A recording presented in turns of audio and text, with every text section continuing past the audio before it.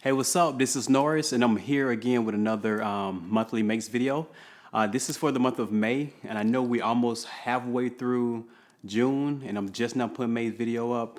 I apologize, but I didn't want to get behind, and I had things to make, so here we go. Just a disclaimer, May was like a busy month, so I really didn't get time to sew much of anything. I was able to make 4 items. Two of them is a two-piece suit. So basically, I made three things to show you. So this first one is a vintage polo style shirt. I got this fabric from Mood Fabrics. I think I showed it in one of my fabric haul videos. I think it was perfect for a vintage polo shirt. I like the white collar. I wasn't supposed to have white sleeves on here. I was trying to match up the stripes on the sleeves, and it was not working out. So I was like, forget it. Let me just put some white sleeves on it. And I think it worked out perfect. This is the actual pattern. It's a Vogue vintage men's pattern, 8363. Hope you can see that. And this is the second time me making this shirt. The first one was black and white, and it was long sleeves. So I ended up chopping the sleeves off, and instead of making just the collar white, I made the sleeves white. Brown buttons, set it off. I started with the brown shoe, as you can see right here. And I put a little red button to help keep up the placket. So that's actually in the pattern too. Next is a shirt that you've seen me make maybe like 1,000 times already. I love it. I think I'm gonna do a limited run one day and try to sell a few because I like them so much. It's the bowling shirt, McCall's 7206. I know you're probably tired of saying it. I have a tutorial on how to make it too. So this one right here is interesting because I didn't use just two contrasting fabrics. I used 3 contrasting fabrics. The inside facing and the top collar is one fabric. The under collar and the outside panels is one fabric. And then the sleeves and the inside panel is another fabric. This is a really cool shirt, man. It's gonna be really dope for the summer.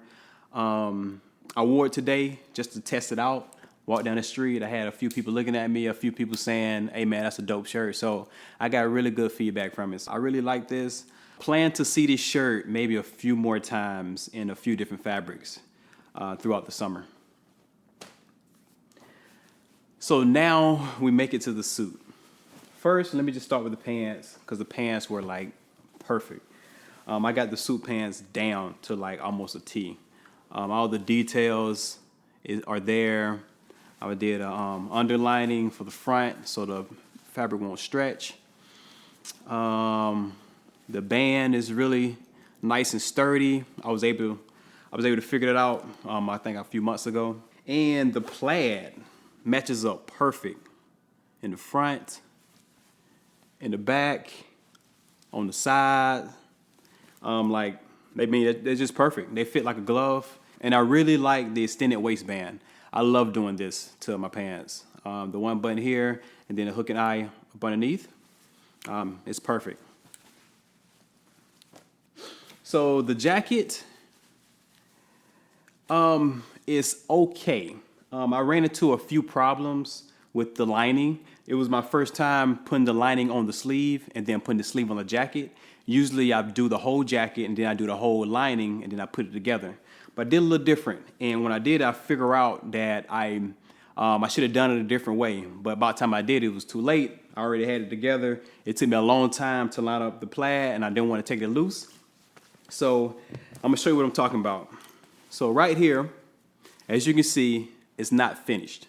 You didn't see all that in the pictures. I wasn't gonna show you that in the pictures. So YouTube is where I really just show you everything that happened with the project. So I think I should have not attached the lining when I first did this. I should have just attached the fabric sleeve to the actual body of the jacket with the body lining, and then I should have hand stitched the sleeve lining onto the jacket, and then it would have been secured. but I didn't realize that until after I was done, and I had already spent too much time on the jacket. But one thing I am very happy about are the surgeon cuffs, which are the working buttons on the sleeve of the jacket. They're called surgeon cuffs because back in the day, when all men used to wear suit jackets, doctors would not like to take their jackets off to perform surgery or help anyone in the street. So they started putting working buttons on the sleeves so they can roll them up and then perform whatever duties they had to do at the time. And since I learned about that particular detail, I've always wanted to know how to do it. And it took me, oh my God, it took me a couple of hours to just figure it out. I searched YouTube. There's no YouTube videos on how to do it. Luckily, I had a friend of mine that gave me a custom suit that he didn't like the fabric. So that jacket had surgeon sleeves on it. So I took it out the closet. I just dissected. I didn't take it loose. I just like looked at it. I have a really good, I guess, a talent by looking at something. I can kind of figure it out.